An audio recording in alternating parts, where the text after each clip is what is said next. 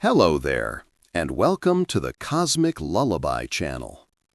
In a world defined by silicon and steel, a world of digital conflict and geopolitical maneuvering, a silent, global power struggle is underway. It is not being fought in the data centers of Silicon Valley or the halls of the United Nations. It is happening all around us, hidden in plain sight. We walk past the battlegrounds every day, overlooking them as mere decorations, the quiet, green backdrop to our busier world of animals and people. But this is a profound miscalculation, because while we have been focused on our own dramas, the world of plants has been engaging in a form of warfare, diplomacy, and intelligence gathering that predates humanity by hundreds of millions of years. This is not science fiction. This is the new front line of scientific discovery, and it carries staggering implications for national security, economic stability, and the future of human technology. For centuries, we have seen them as passive organisms, rooted, still. We considered them a resource to be harvested, a landscape to be tamed. But what if this perception is fundamentally wrong? What if we are only now beginning to decipher a language that has been spoken for eons? Science is now confirming that plants are far from passive. They are active agents in their own survival. They sense light and gravity. They keep time with astonishing precision. And, most critically, they hold memories of stress, drought, and attack, adapting their future behavior based on past events. The world we thought we knew is far more complex and far more intelligent than we ever imagined. The revelations are emerging from laboratories and field studies across the globe.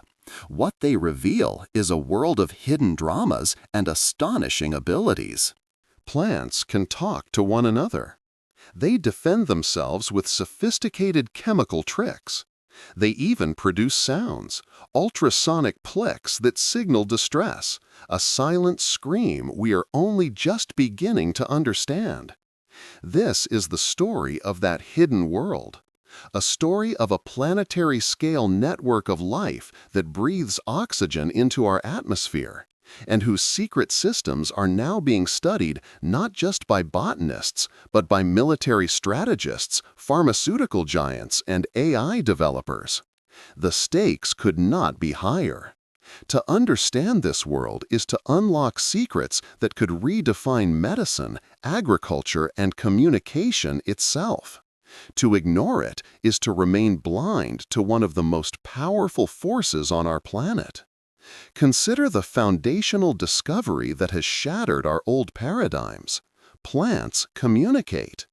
Though they lack voices, they engage in constant, complex conversation. The mechanism is chemical warfare, refined over millions of years.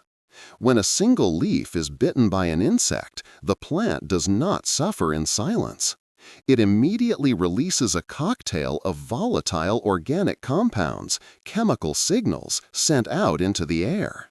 These compounds are not random. They are specific, targeted messages, an invisible plume of information that drifts to nearby plants, warning them of an imminent threat. The neighbors, upon receiving this chemical alarm, don't wait to be attacked. They preemptively respond. They begin producing bitter alkaloids or toxic compounds, making their own leaves unpalatable or even poisonous to the invading herbivores. This isn't just a localized defense. It is a community-wide alert system. It is as though an invisible network of messages is constantly passing back and forth, turning an entire forest into a single coordinated defense system. The implications are profound. This isn't limited to a single species warning its own kind. A maple tree under attack by caterpillars can send out warnings that are detected and understood by nearby oaks, shrubs, and even small grasses in the undergrowth. What appears to us as a silent, tranquil meadow is, at the chemical level, alive with signals. A theater of operations where threats are identified, warnings are broadcast, and countermeasures are deployed in real time. This silent chemical conversation happening all around us is the foundation of a shared, intelligent defense system. The economic potential of harnessing this process is already being realized. The global biopesticide market, which reverse engineers these natural defense signals, is projected to surpass $10 billion by the end of the decade. It represents a paradigm shift in agriculture, moving away from synthetic chemicals and toward biologically inspired sustainable solutions for protecting the world's food supply. Nations that master this botanical language will hold a decisive edge in future food security. But the communication doesn't stop with airborne alerts. The true scale of this biological network lies hidden beneath our feet. Below the soil, the roots of trees connect with vast webs of fungi, forming what are known as mycorrhizal networks. For decades, we saw these fungi as simple, symbiotic partners. The reality is infinitely more complex. This has been dubbed the Wood Wide Web, a fitting name for a system that functions almost like a biological internet, connecting the entire forest. Through these fungal networks, trees are not isolated individuals competing for survival. They are nodes in a massive cooperative organism. They trade vital resources. A large established mother tree, a hub in the network with access to ample sunlight, can send sugars and carbon down through its roots, through the fungal web, and directly to younger saplings struggling in the deep shade. A natural, warm, friendly tone. This is a system of resource allocation, a subterranean economy. Sick or damaged trees can receive emergency infusions of nutrients from their healthier neighbors, giving them a chance to recover. This hidden system binds the forest together, a constant, silent exchange of life-giving resources. Every time you walk through an old-growth forest, you are walking over a city of thousands of hidden connections, a biological superorganism weaving the trees into a resilient, interconnected community. The question now facing researchers is no longer about whether this network exists, but about the data it carries. Can it transmit more than just nutrients? Can it carry complex information about disease, climate stress, and other environmental data? The race to decode the Wood Wide Web is on, and its secrets could be as revolutionary as the discovery of the Internet itself. The discovery of these vast hidden networks is only the beginning. The deeper scientists look, the more they find evidence of abilities that defy our classical understanding of biology. These are not just passive survival mechanisms, they are proactive, often aggressive strategies that involve sophisticated energy manipulation and environmental control. For instance, in the world of espionage, thermal imaging is a critical tool for detecting hidden activity. It reveals heat signatures, the telltale signs of life and energy. Now imagine a biological entity that can generate its own heat signature, not as a byproduct, but as a weaponized tool of attraction and survival. This is not a hypothetical. Certain flowers are not content to simply open their petals and wait for pollinators to arrive. They become beacons. They create their own heat, warming themselves several degrees above the surrounding air, turning their blossoms into irresistible thermal targets. Consider the skunk cabbage, a plant that often emerges in the frozen landscapes of early spring. And the overall move to the flower can generate enough heat to literally melt its way through snow and ice, creating a small warm oasis in a frozen world. This thermal anomaly serves a dual purpose. It protects the flower's delicate structures from the cold, but more importantly, it broadcasts a powerful signal to the few pollinators active in the frigid air, drawing them in like moths to a flame. The warmth also helps to vaporize and spread the plant's scent more effectively, increasing its operational range.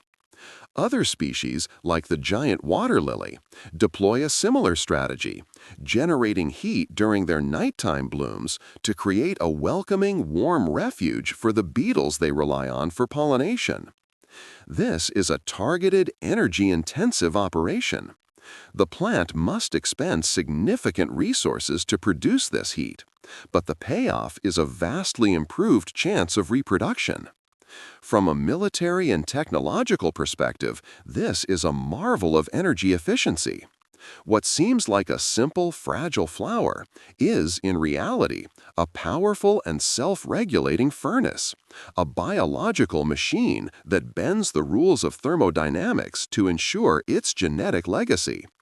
The field of biomimicry is now studying these little furnaces for insights into developing low-energy, self-regulating heating systems, technology that could be deployed in everything from aerospace applications to off-grid survival gear. The intrigue deepens when we consider how plants navigate the world beneath our feet. For decades, we assumed that roots grew through a simple process of trial and error, a mindless push through the soil in search of water and nutrients. But the underground world is a labyrinth of obstacles: rocks, competing root systems, and impenetrable clay. How do they navigate this darkness with such efficiency? The answer, incredibly, may lie in sound. Researchers using highly sensitive acoustic instruments have made a startling discovery. Roots are not silent. As they extend through the soil, they produce faint, rhythmic, clicking sounds. These clicks are too subtle for the human ear, but they appear to be purposeful. The leading hypothesis is that roots may be using a crude form of biological sonar. By emitting these clicks and then sensing the vibrations as they echo back, the root tip could be building a three-dimensional map of its immediate surroundings, allowing it to navigate around obstacles and toward pockets of water or nutrients more effectively. There is even emerging evidence that roots can actively grow toward specific sound frequencies, hinting at a strange and sophisticated acoustic sense that we are only beginning to comprehend. This challenges everything we thought we knew about plant perception. What we dismissed as mindless growth may, in fact, be a highly advanced form of subterranean exploration. The implications are staggering. If plants possess a form of natural sonar, could this ability be harnessed? Could we develop bio-integrated sensors that use plant roots to map underground geology, detect water tables, or even identify buried unexploded ordnance? The field of bioacoustics is no longer a fringe science. It is a domain with tangible applications for resource exploration, environmental monitoring, and national security. Beneath every forest and field lies a hidden world of roots, quietly probing, mapping, and navigating the earth with sound. But perhaps the most profound ability, the one that speaks to a mastery over time itself, lies dormant within the seed. Seeds are nature's time capsules, vessels of genetic information designed for extreme longevity. While most germinate within a season, some are built to wait. They can lie dormant for centuries, even millennia, weathering droughts, fires, and ice ages, waiting patiently for the precise conditions required to spring to life. The evidence is not theoretical, it is tangible. In one landmark case, scientists successfully revived a lotus seed that had been buried in an ancient lake bed in China. Radiocarbon dating confirmed it was over 1,300 years old. When planted, it grew into a perfectly healthy, vibrant plant, its genetic code perfectly preserved across more than 1,000 years of slumber. In an even more astonishing feat, researchers in Siberia resurrected an entire species of Arctic flower from seeds that had been frozen in the permafrost for over 30,000 years, buried by ancient squirrels and locked in ice since the Pleistocene epoch. This is not merely a curiosity, it is a technology. Seeds achieve this by entering a state of profound dormancy, shutting down their internal chemistry almost completely, and protecting their precious genetic data within hardened, resilient shells. This capability has immense geopolitical significance. It is the principle behind strategic initiatives like the Svalbard Global Seed Vault, the so-called Doomsday Vault, which aims to safeguard global food security by preserving a genetic library of the world's crops. But these ancient seeds offer something more, a window into the past. They contain genetic traits for resilience that may have been lost in modern agriculture. By reawakening these ancient organisms, we could potentially unlock genes for drought resistance, salt tolerance, or immunity to diseases we are currently battling. A single seed, older than entire civilizations, can still carry the spark of life, a perfectly preserved blueprint waiting for its chance to grow and, perhaps, to help us solve the challenges of the future. While cooperation defines many plant communities, the theater of survival is also rife with masters of deception and psychological warfare. The overall most successful organisms on Earth thrive not by sharing resources, but by employing sophisticated strategies of manipulation. The tactics they use are so precise, so cunning, that they rival the most complex operations in human intelligence. We see this in the bizarre and unsettling case of the Titan arum, known more commonly, and for good reason, as the corpse flower. This is not merely a plant with an unpleasant odor. It is a biological weapon designed to exploit the base instincts of other species through a campaign of sensory manipulation. When it is ready to reproduce, a rare event that can take over a decade to prepare for, the corpse flower executes its strategy with chilling precision. It doesn't produce a scent that is simply like decaying meat. It reverse engineers the process of death itself. It releases a complex chemical cocktail, including compounds like dimethyl trisulfide, the very same molecule responsible for the signature stench of decomposition. The mimicry is nearly perfect. But the deception goes further. The plant also generates its own heat, raising its internal temperature to match that of a recently deceased animal, which helps to broadcast the chemical plume over a wider area. To the flower's chosen pollinators, carrion beetles and flesh flies, the signal is irresistible. They are drawn in from miles away, convinced they have found a place to feed and lay their eggs. By the time they discover the deception, it is too late. They have already inadvertently collected or deposited the pollen required for the plant's reproduction.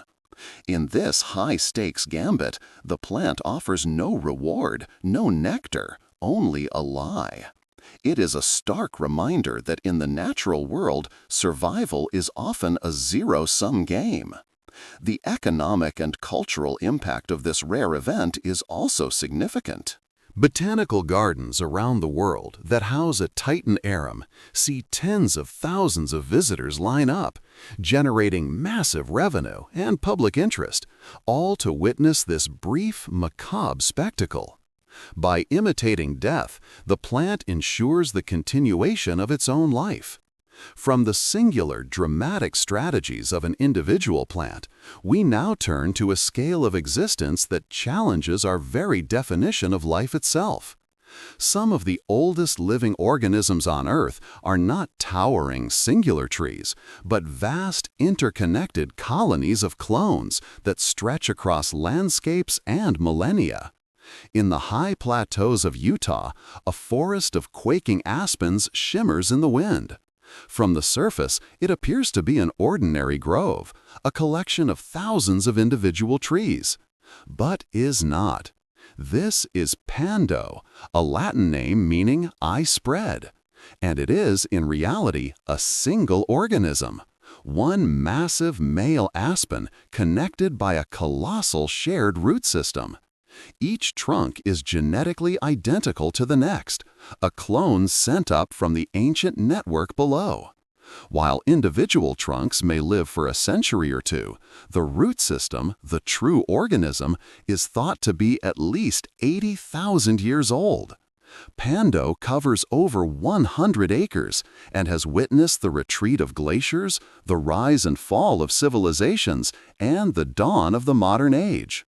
It is a living library of genetic data, a biological entity that has adapted and survived on a timescale that is difficult for the human mind to comprehend. It blurs the line between an individual and a collective, functioning as one being with thousands of bodies. This ancient life form offers profound insights into resilience and longevity. How has it survived countless droughts, fires, and climate shifts? The overall mood lies in its decentralized, networked structure. The loss of a few hundred trunks is insignificant to an organism with thousands more and a root system that endures. Pando is now being studied not just by botanists, but by geneticists and climate scientists, who see in its ancient DNA a record of survival strategies that could be vital for our own future. It forces us to ask a fundamental question. What else might we be misinterpreting? What other collections of individuals are, in fact, a single hidden intelligence? This hidden complexity extends to the sensory world. For centuries, we were certain that plants were deaf, blind, and insensate. But recent discoveries prove they are acutely aware of their surroundings, detecting threats with a precision that borders on clairvoyance. While they may not have ears, they can feel sound in astonishingly specific ways. In a groundbreaking study, researchers discovered that when a caterpillar chews on a leaf, the plant senses the specific vibrations created by that action. It is not just a general response to movement. The plant can distinguish the unique acoustic signature of a chewing insect from other harmless vibrations, like the rustling of the wind or the landing of a friendly pollinator. This is not simple reaction. It is advanced pattern recognition. Once the threat is identified, the plant instantly begins producing defensive chemicals to make its tissues less appetizing. This is a finely tuned, real-time threat detection system. Think of it in military terms. A sophisticated submarine sonar does not just detect noise. It analyzes the acoustic signature to differentiate between a blue whale, a commercial freighter, and an enemy vessel. Plants are doing the same thing, using vibrations to identify a specific threat and deploy a targeted countermeasure. This ability is now the focus of intense research in biomimicry.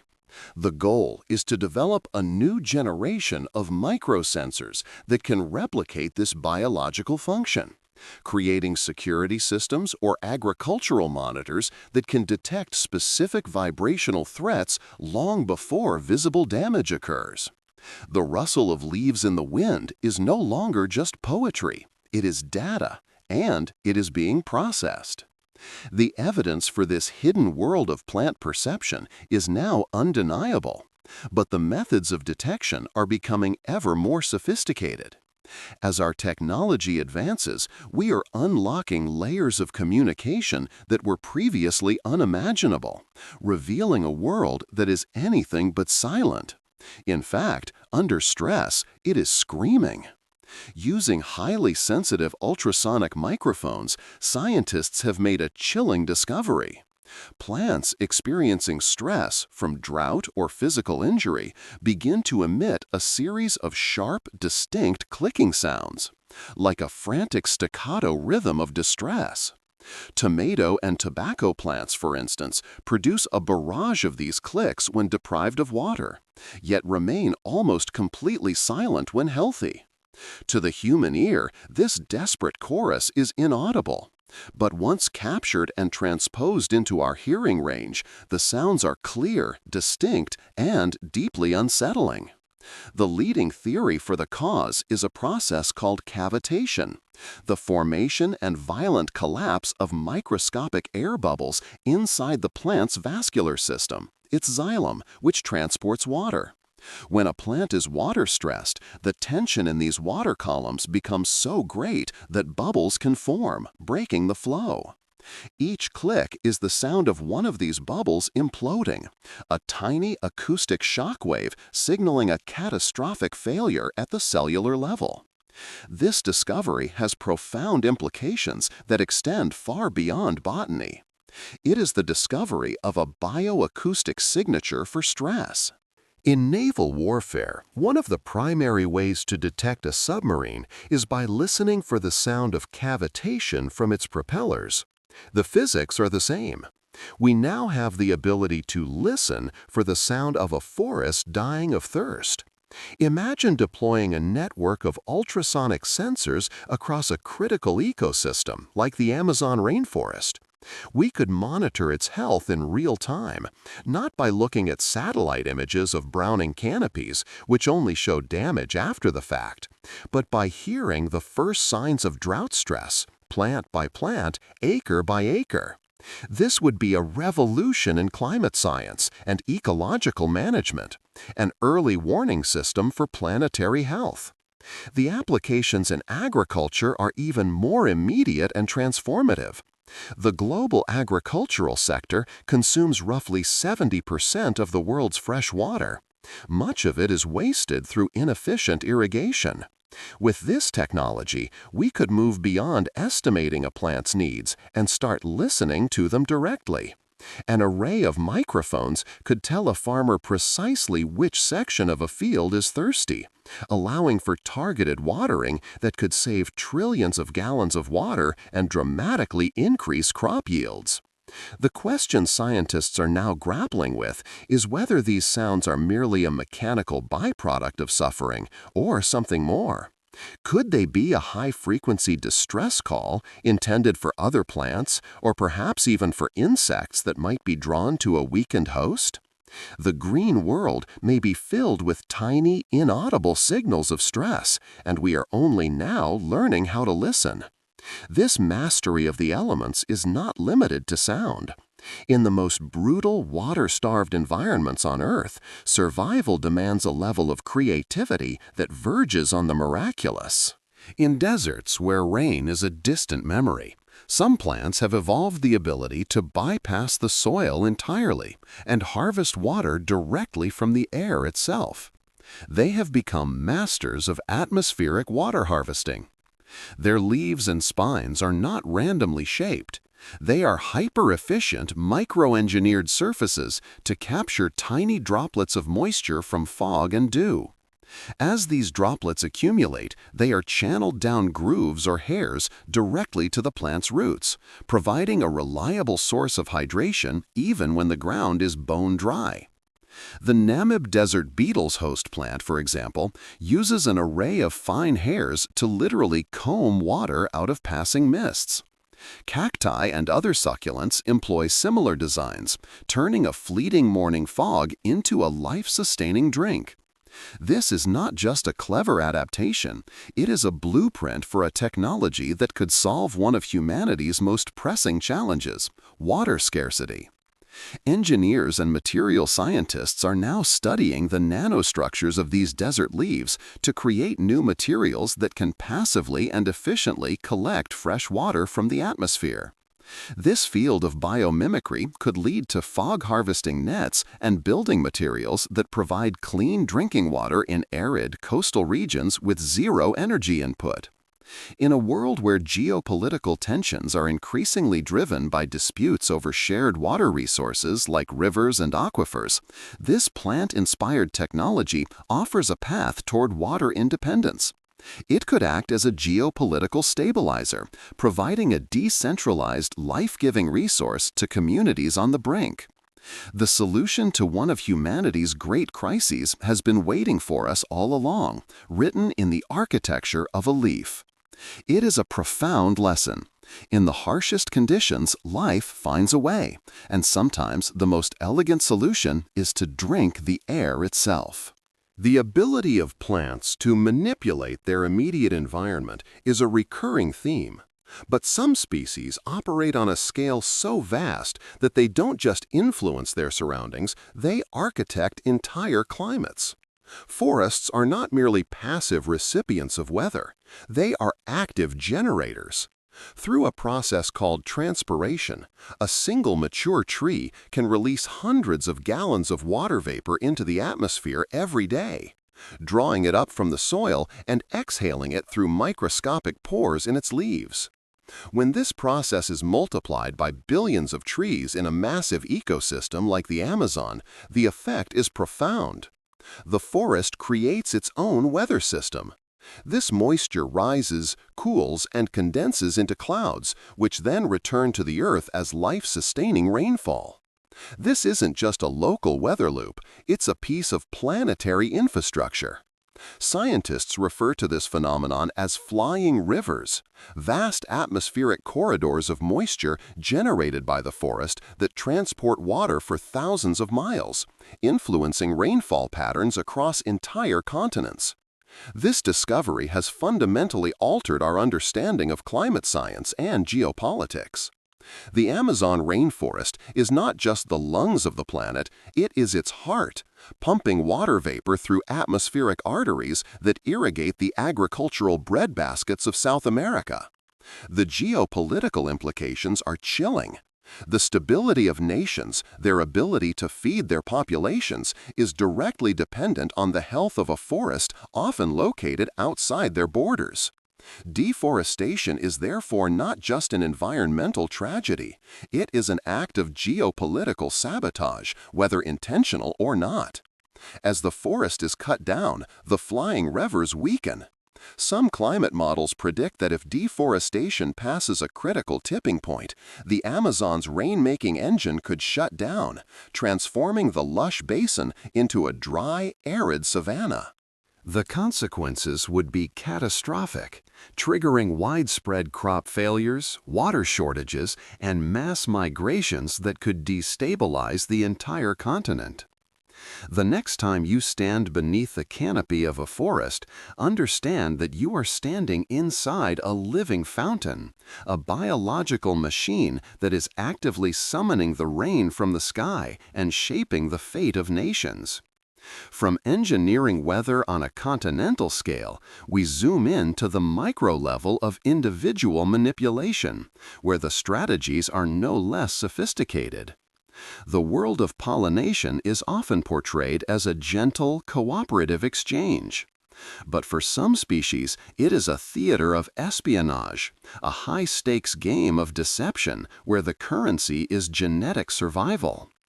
Certain orchids have taken this deception to an extraordinary level, evolving a form of biological warfare that targets the most primal instincts of their pollinators.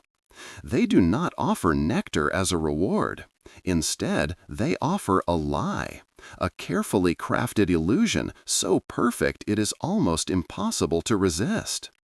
These orchids release a complex blend of chemical compounds that precisely mimic the sex pheromones of a specific female bee species. To the male bee, the scent is an undeniable instinctual trigger. Attracted by this familiar perfume, he approaches the flower and attempts to mate with it. In the process of this futile act, he either collects a packet of pollen or deposits one from a previous encounter, thereby completing the orchid's reproductive cycle. The mimicry is so flawless that it extends beyond scent. Some orchids have even evolved petals that mimic the shape, color, and even the texture of the female insect's body, completing the sensory illusion. This is not cooperation. It is exploitation. The plant uses the insect's reproductive drive against it, securing its own future without offering anything in return. From a technological standpoint, this is a masterclass in chemical engineering. The ability to create a lure so specific that it targets a single species without affecting others is the holy grail of pest control and biomonitoring. Military and agricultural researchers are now studying these orchids to develop hyper-specific chemical attractants, tools that could be used to trap invasive pests without harming beneficial insects, or even to lure disease-carrying mosquitoes into traps. What looks like a simple, beautiful blossom is, in reality, a cunning illusionist, a master of psychological operations playing with the senses of the animal world for its own strategic gain. This theme of hidden complexity, of a reality far grander than what is visible on the surface, reaches its apex in the colossal organisms that live beneath the forest floor. In Oregon's Blue Mountains, a biological entity of almost unimaginable scale has been discovered. It stretches across nearly 4 square miles of forest, a single living organism weighing hundreds of tons and estimated to be thousands of years old. It is not a whale nor a giant sequoia. It is a fungus, Armillaria ostoya, also known as the honey fungus. To the casual observer, its only visible presence is the small clusters of honey-colored mushrooms that periodically poke through the soil. But this is merely the tip of the iceberg. Beneath the surface, its network of black thread-like filaments, called rhizomorphs, spreads through the earth, connecting to the roots of countless trees, often parasitically. This colossal being demonstrates a fundamental principle of life that we are only now beginning to appreciate. The most powerful systems are often decentralized and hidden. This fungus is a living network, a distributed intelligence with no central brain, yet it has survived for millennia, expanding, feeding, and adapting. The overall mood of resilience. It can lose sections of its network to fire or disease without compromising the integrity of the whole. This model of decentralized, resilient organization is now being studied by network theorists, military strategists, and artificial intelligence developers. How do you design a drone swarm, a communication grid, or an intelligence network that can withstand targeted attacks and continue to function? The answer may lie in the organizational structure of this ancient fungus. It is a powerful reminder that the true giants of our world are not always the ones that tower above the ground. Some of the most dominant and ancient life forms dwell in the darkness, vast, silent, and spread across a scale that defies our perception. The scale of these hidden biological systems, from continental weather engines to microscopic fungal networks, is breathtaking. But equally profound are the strategies we can observe in plain sight, processes so familiar that we have failed to recognize them for what they truly are, feats of advanced, programmable engineering. Consider the sunflower. We see its daily movement as a simple, poetic dance with the sun. This is a profound understatement. The phenomenon, known as heliotropism, is a sophisticated, pre-programmed algorithm for energy optimization. Young sunflower buds are the most active, their movements controlled by a complex interplay of light sensors and internal circadian rhythms. They track the sun with relentless precision from east to west, maximizing their exposure to light for photosynthesis, the engine of their growth. But the algorithm contains another, even more subtle command. Overnight, the young flower head does not simply stop. It reorients itself, turning back to the east in the darkness, anticipating the dawn. Once the flower matures, its priorities shift from growth to reproduction, and its programming changes. The overall mood ceases its daily tracking and settles, facing east. This final position is a calculated, strategic choice. An east-facing flower warms more quickly in the morning sun, making it a more attractive target for the first wave of morning pollinators, giving it a competitive advantage in the race for reproduction. This is not just a plant moving towards light. It is a multi-stage, autonomous system with shifting operational directives. The economic and technological parallels are undeniable. The global solar power industry is investing billions in developing smart solar arrays that mimic heliotropism to increase energy capture by up to 40%. Military and telecommunications satellites use complex algorithms to constantly orient their panels toward the sun for power. The sunflower solved this engineering challenge millions of years ago. It is a living, biodegradable, self-replicating solar tracker, and its genetic code contains a blueprint for efficiency that our best engineers are still striving to replicate. From the engineering of light, we turn to the engineering of air itself. We are often told that the world's oceans, teeming with plankton and algae, produce the majority of Earth's oxygen. And while this is true on a global scale, it masks a critical strategic reality. In key regions, terrestrial plants are the dominant oxygen generators, functioning as planetary-scale life support systems. The vast, concentrated biomes of the world, the Amazon, the Congo Basin, the boreal forests, collectively exhale staggering volumes of oxygen through photosynthesis.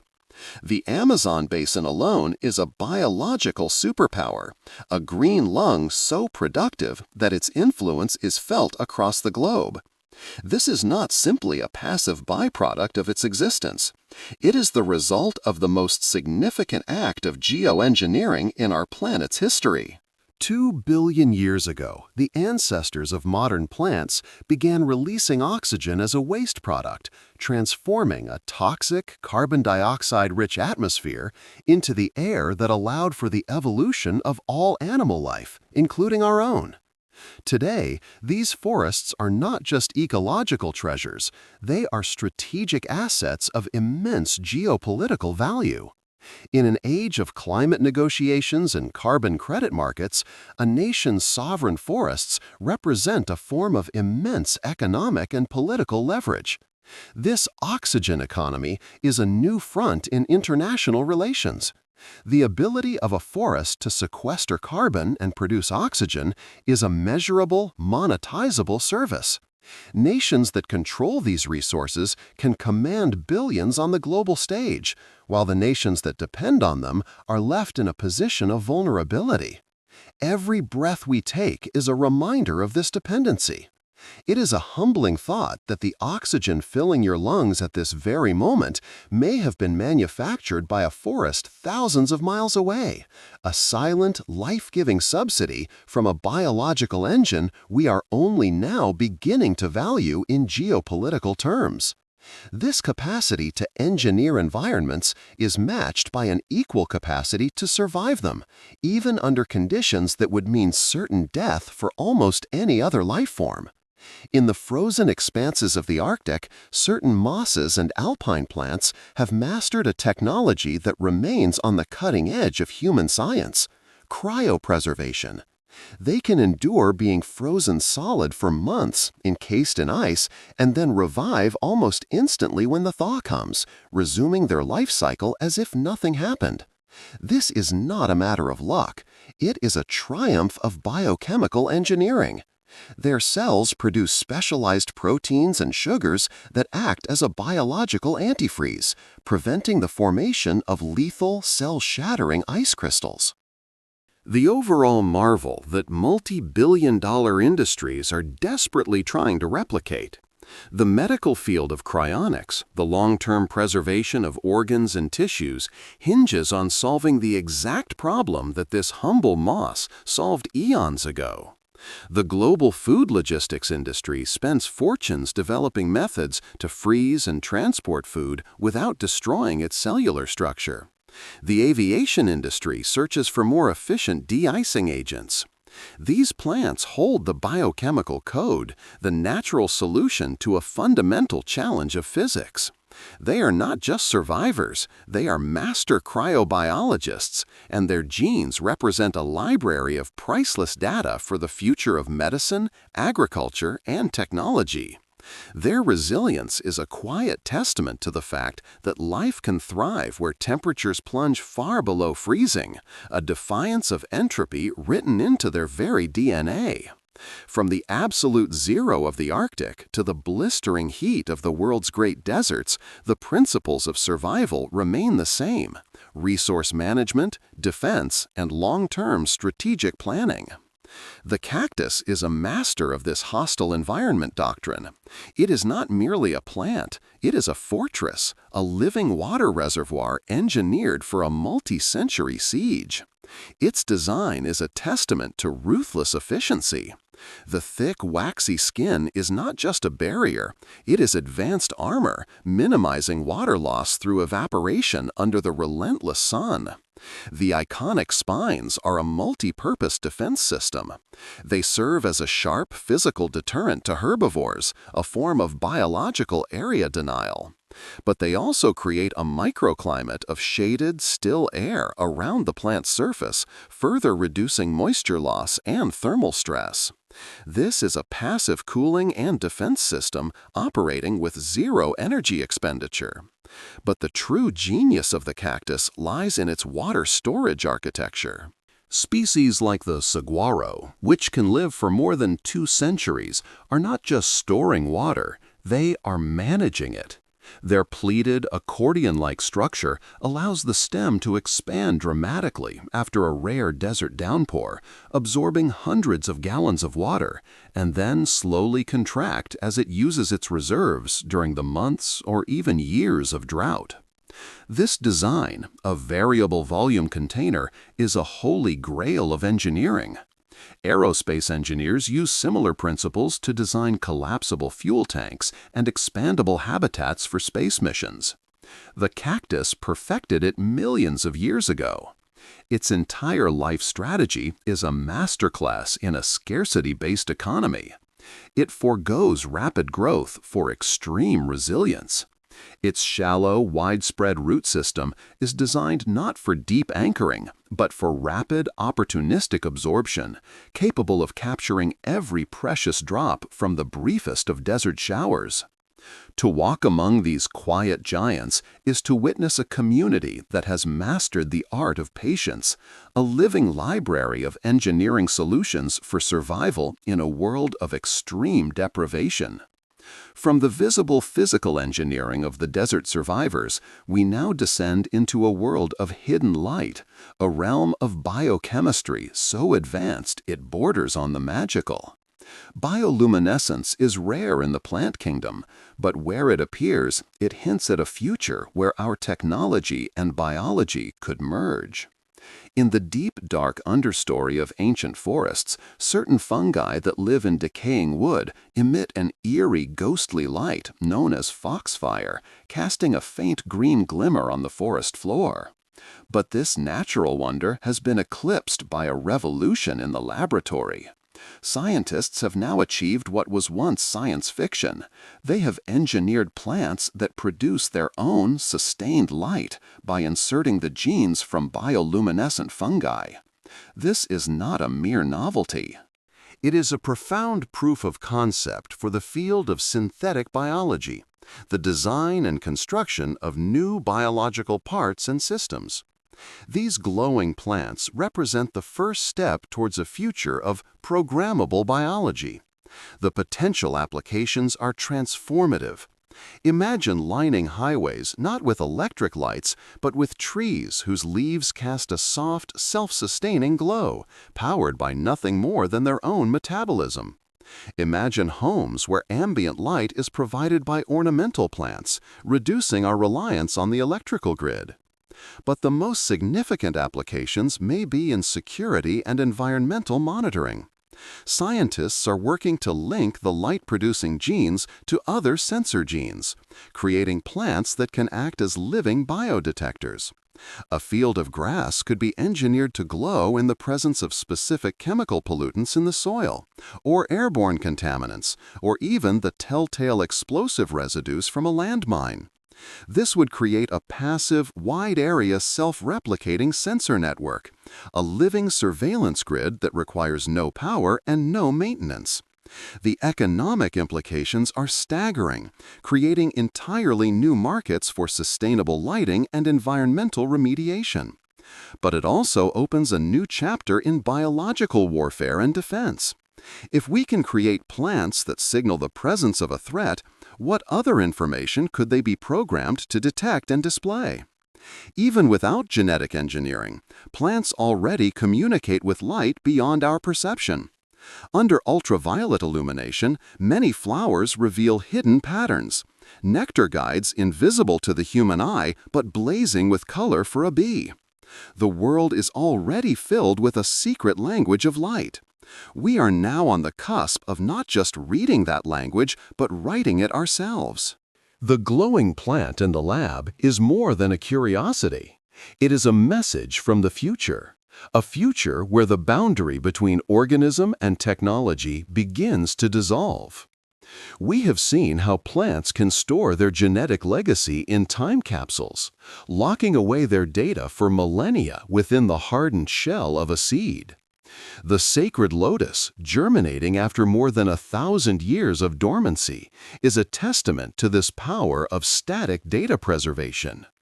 But this is only one form of memory. It is a passive archive. Recent discoveries reveal a far more dynamic and sophisticated form of intelligence at work. An active, adaptive memory that allows a plant to learn from its past and alter its future. This is not instinct. It is data-driven decision-making, and its discovery is forcing us to redefine our understanding of cognition itself. The evidence is written in the very structure of the world's forests. Trees, it turns out, have a memory of hardship. When a region is struck by a severe drought, the trees that survive do not simply forget the experience once the rains return. They record it. In their trunks, they form narrower growth rings, a physical scar marking a year of struggle. This is the tree's historical archive, a logbook of every good year and every bad one. But the memory is not just stored, it is processed. In the years following a drought, scientists have observed that these same trees often grow more cautiously. They manage their resources with a newfound conservatism, conserving water and energy as though they are anticipating another dry spell. This is a profound leap. The tree is using historical data to run a predictive model of future risk, and it is adjusting its entire economic strategy accordingly.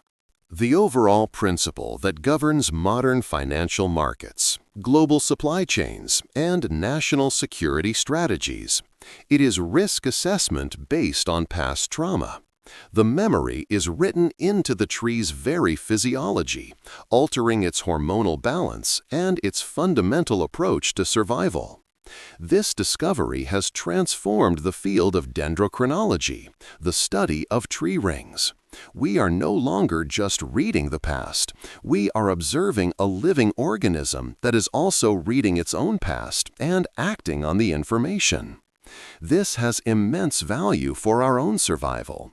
The long-term climate data locked in the rings of ancient trees is one of the most critical data sets we have for modeling future climate change, information that is vital for the insurance industry, for infrastructure planning, and for global policymaking. Each trunk in an ancient forest is not just wood and bark.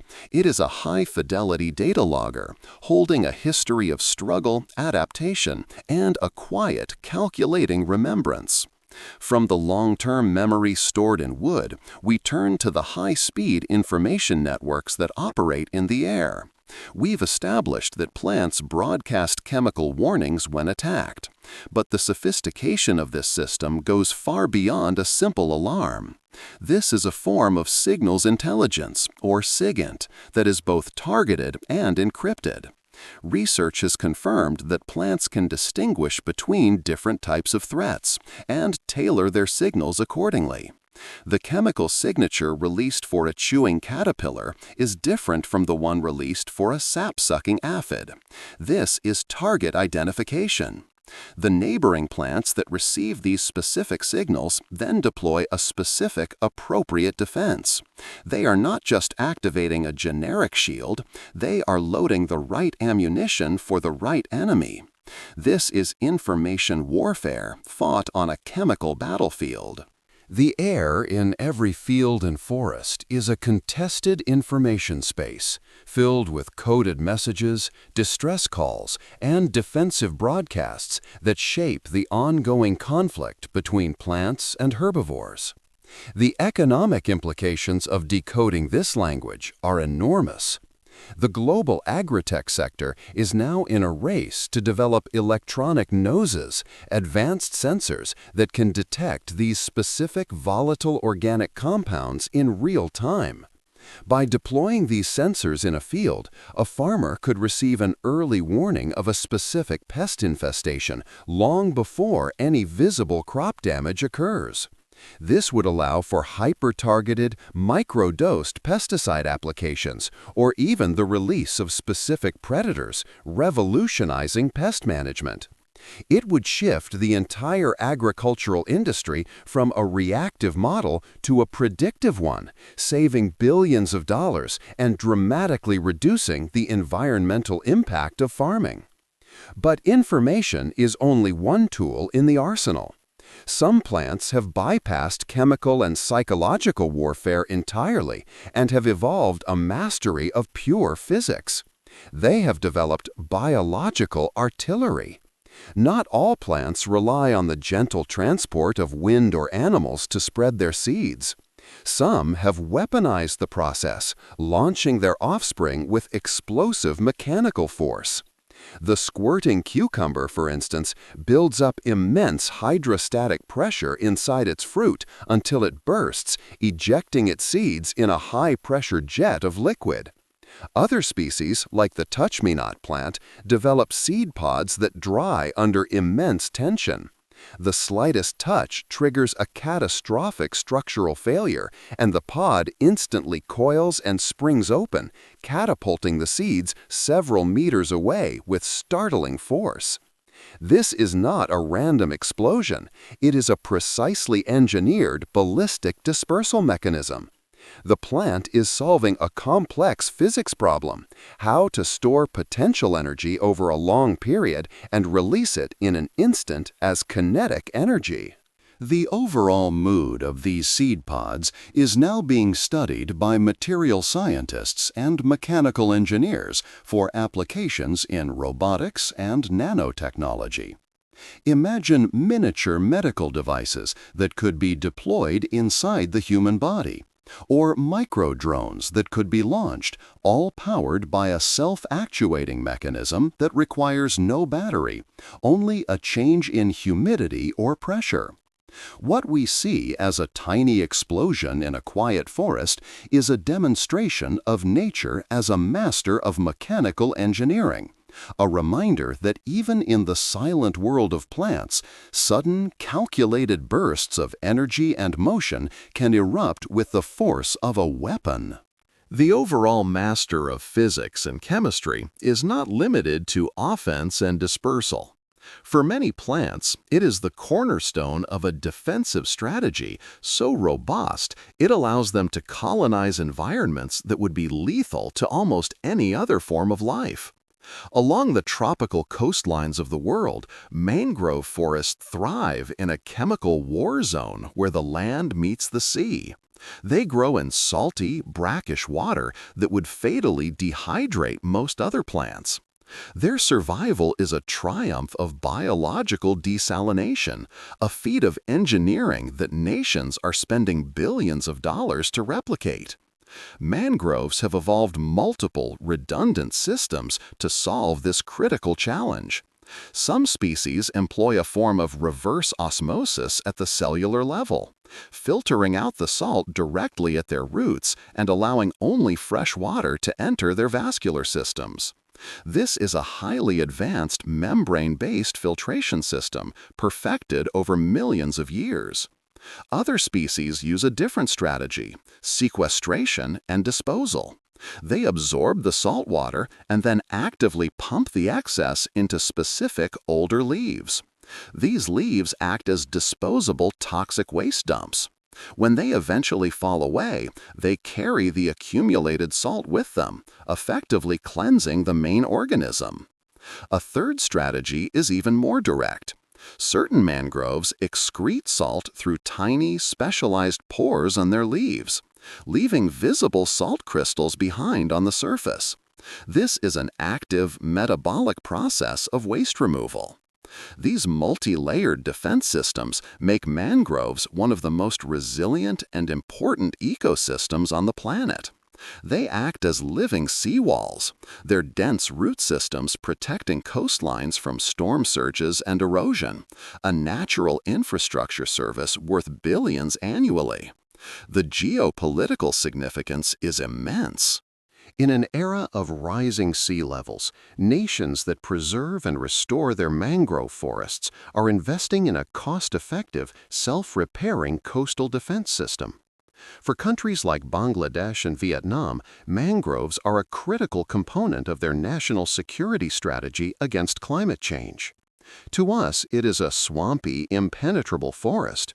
To the nations it protects, it is a living guardian, a biological machine that has mastered the art of turning salt water into life. From the masters of defense, we turn to the masters of offense, the predators of the plant kingdom. The line between plant and animal blurs in the dark, nutrient-poor soils of bogs and swamps, where carnivorous plants have evolved to supplement their diet by hunting. The pitcher plant is one of nature's most patient and effective killers. Its leaves have evolved into deep, passive traps, slippery tubes filled with a pool of digestive enzymes. This is not just a pitfall, it is an elaborately engineered killing jar.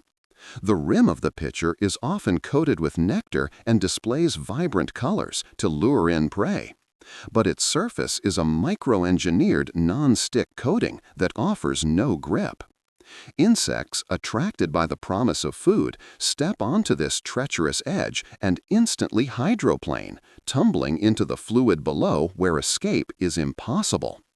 Once the prey is trapped, the plant begins a slow, deliberate process of digestion, breaking down the body with a cocktail of enzymes and absorbing the precious nitrogen and phosphorus that are absent from the soil.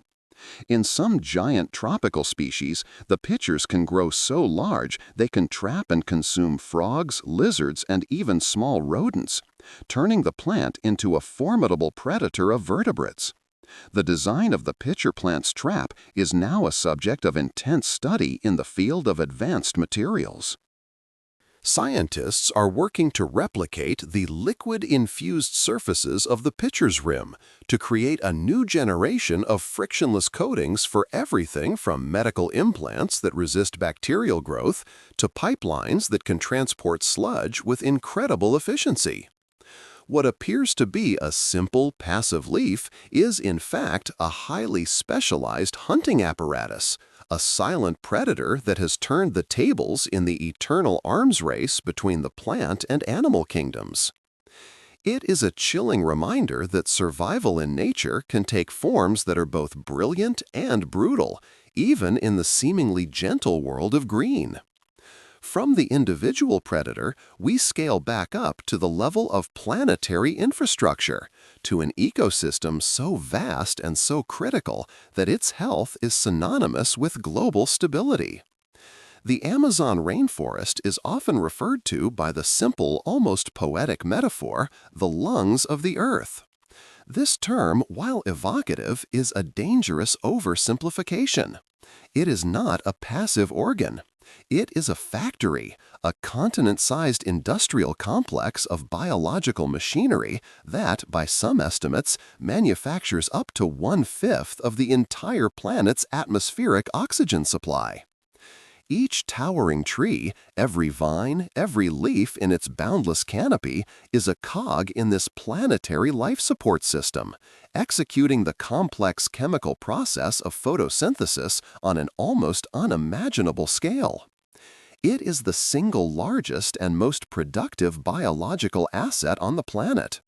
This reality has profound geopolitical consequences. The Amazon is not just a collection of trees, it is a strategic oxygen reserve. Its existence provides a service, clean, breathable air that benefits every nation on Earth. Yet this vital asset is under sovereign control, and it is fragile. The ongoing threats of deforestation, illegal mining, and climate-induced fires are not just local environmental issues, they are threats to global security. The overall mood of this oxygen factory has the potential to alter the very composition of the air we breathe, with consequences that would ripple across the globe, affecting everything from human health to economic productivity. When we speak of the Amazon, we are not describing a mere place on a map. We are describing a critical piece of planetary hardware, a system that breathes life into the world, and whose stability is now one of the most pressing security concerns of the 21st century. To step inside its shaded paths is to walk through the engine room of Earth's atmosphere, a place where the air itself is manufactured. This direct link between a plant and its environment, between geology and biology, is recorded not just on a massive atmospheric scale, but also at the most intimate molecular level. The very flavor of a plant is not just a product of its genetic code. It is a high-fidelity chemical report on the land from which it grew. In the world of winemaking, this phenomenon is known by the French term terroir. It describes how grapes grown in different soils, even from the same genetic vine, will produce wines with vastly different and distinct flavors. This is not art or mysticism, it is chemistry. The unique mineral composition, the specific microbial life, and the moisture content of the soil are all absorbed by the plant and expressed in the chemical makeup of its fruit. The plant becomes a living sensor, its flavor a direct readout of its environment. This principle extends far beyond wine. Herbs like basil and rosemary, and vegetables like carrots and potatoes all exhibit subtle variations in taste and aroma based on the soil they were cultivated in. In the age of globalized food supply chains, this chemical fingerprinting has immense economic and security value. Food fraud, where cheap products are mislabeled as premium, geographically specific goods, is a multi-billion-dollar industry. By using mass spectrometry to analyze the unique chemical signature of a product, we can now verify its origin with incredible accuracy. The plant itself becomes the primary witness, its flavor profile the irrefutable evidence of its provenance. Every bite of food carries the unique chemical imprint of the earth it grew in, a quiet reminder that plants are not just living things, they are data conduits, constantly recording and reporting on the world beneath our feet. From the hidden chemical signals of flavor, we turn to the overt visual signals of stress. We associate the vibrant, changing colors of leaves with the gentle, predictable cycle of autumn. But this beautiful display is often a sign of something far more urgent. Leaves can and do change color in direct response to environmental stress at any time of year. When a plant is suffering from drought, a nutrient deficiency, or insect damage, its first line of defense often fails. The production of green chlorophyll, the primary molecule for photosynthesis, grinds to a halt. As the dominant green pigment fades, the underlying colors, the vibrant yellows and oranges that were there all along, are suddenly revealed. In other cases, the plant will go on the offensive, actively producing brilliant red and purple pigments called anthocyanins, which act as a form of chemical sunscreen to shield damaged tissues from the sun, or as a warning sign to deter herbivores. What appears to us as a premature splash of autumn color in the middle of summer is in fact a visual distress signal, a biological red flag. This phenomenon has opened up a new frontier in remote sensing and agricultural intelligence.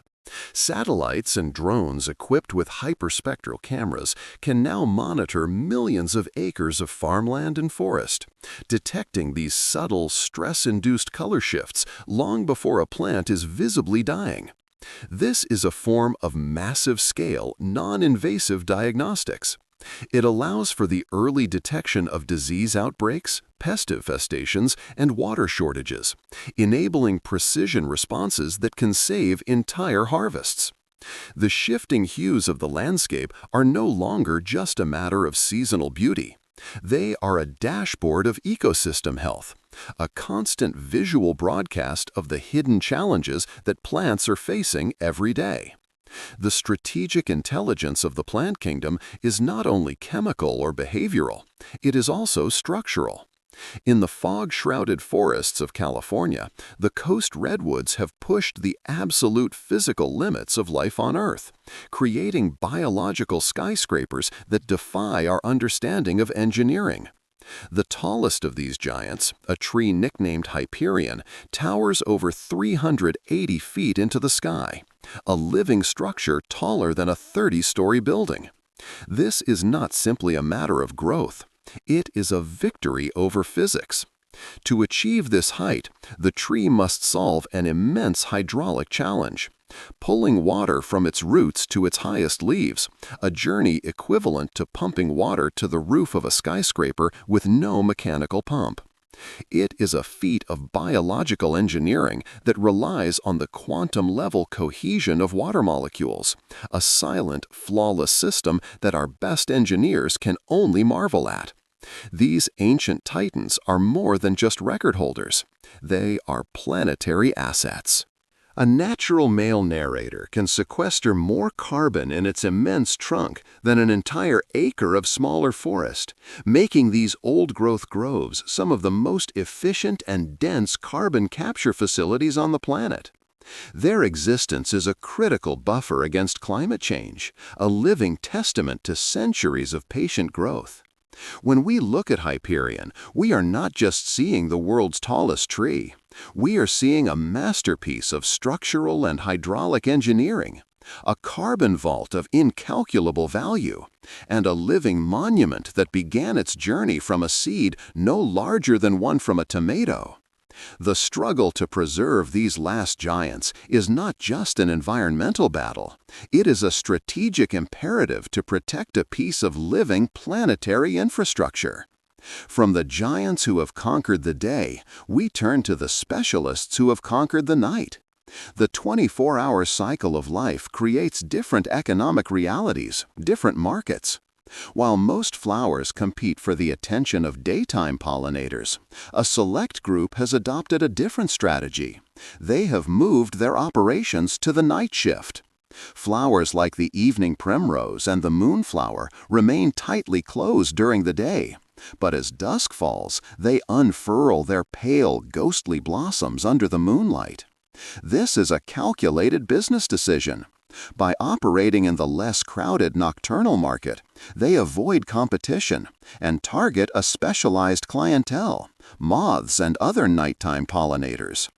To do this, they don't rely on sight, but on scent, releasing powerful, intoxicating fragrances that travel for miles on the cool, still night air, acting as an irresistible beacon in the darkness. This is a lesson in market strategy. When a marketplace becomes too saturated, true innovation lies in creating an entirely new one. The overall mood of life's rhythms are diverse, and for some, the greatest opportunities are found when the rest of the world is asleep. This theme of radical adaptation, of rewriting the fundamental rules of existence, is nowhere more apparent than in the world's wetlands. For most trees, a waterlogged, oxygen-starved soil is a death sentence. Roots need to breathe, and without oxygen, they suffocate. But some trees have refused to accept this limitation. They have re-engineered their own bodies, inventing a way to breathe where there is no air. Mangroves in coastal swamps and bald cypresses in southern bayous have evolved a breathtaking solution. They grow their roots upward.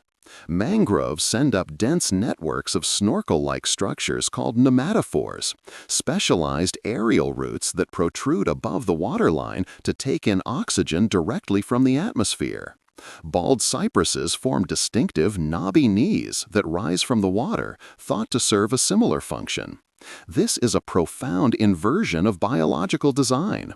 The part of the plant that is defined by its downward growth has learned to reach for the sky.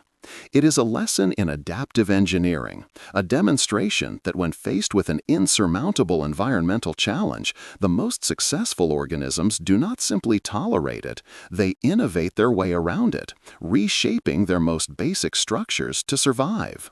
This capacity for innovation extends to one of the most critical challenges for any stationary organism: dispersal. How does a plant colonize new territory when it cannot move? It develops a sophisticated, multi-pronged logistic strategy. One of the most effective is a form of asymmetric warfare. It hijacks the mobility of others. Many plants produce seeds covered in microscopic hooks, barbs, and sticky hairs, turning them into biological hitchhikers. As a deer or a fox brushes past, these seeds latch on, securing passage for miles before finally dropping off in a new location, far from the parent plant. This low-energy, high-efficiency transport system is so ingenious that it inspired a multi-billion-dollar human invention. The Swiss engineer Georges de Mestral, after observing burr seeds under a microscope, reverse-engineered their hook and loop design to create Velcro. But for true long-range colonization, some plants have become master mariners. The coconut palm has engineered a seed that is, in effect, a seaworthy vessel. The coconut itself is a buoyant, waterproof craft, capable of drifting on ocean currents for thousands of miles, protected by its tough, hardened hull.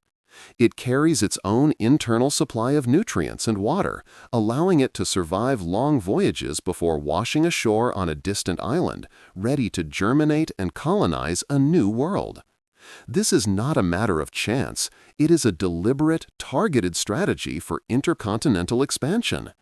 The ocean currents are not an obstacle, they are a planetary highway system, and the coconut is the vessel that travels them. Each palm tree swaying on a remote tropical beach is a testament to an ancient, successful voyage, a colonist that crossed an ocean carrying the blueprint for a new forest inside its sealed, floating shell. The strategic innovations of the plant kingdom extend beyond colonization and defense into the realm of real-time, responsive action. For centuries, we have defined plants by their stillness. This was a fundamental error in observation. Certain species have mastered the art of high-speed movement, not through muscle, but through a mastery of advanced hydraulics. The sensitive plant, Mimosa pudica, is a living demonstration of this technology. When its leaves are touched, they fold inward almost instantly, collapsing in a rapid defensive cascade. The overall mood of Light Science Podcast. This is not a simple process of growth. It is a near instantaneous mechanical action. The mechanism is a marvel of biological engineering, relying on rapid changes in water pressure within specialized cellular structures at the base of the leaves. In effect, the plant operates a network of microscopic hydraulic actuators. This discovery has profound implications for the future of engineering, particularly in the multi-billion-dollar field of soft robotics. Scientists are now striving to create a new generation of robots that are flexible, adaptable, and safe for human interaction, inspired directly by biological models like the sensitive plant. Imagine surgical instruments that can move with precision without rigid parts, or search and rescue robots that can squeeze through rubble. The sensitive plant provides a living blueprint for these systems, a decentralized, energy-efficient network of movement that is controlled not by a central processor, but by localized physical stimuli. To watch its leaves collapse is to witness a challenge to our very definition of machinery. It is a quiet but powerful demonstration that advanced motion does not require gears, circuits, or steel. It can be achieved with nothing more than water and intelligent design. From the engineering of hydraulics, we now enter the realm of biological computation. The Venus flytrap, a small carnivorous plant native to the swamplands of the Carolinas, does something that, until recently, was thought to be impossible for a plant. It counts.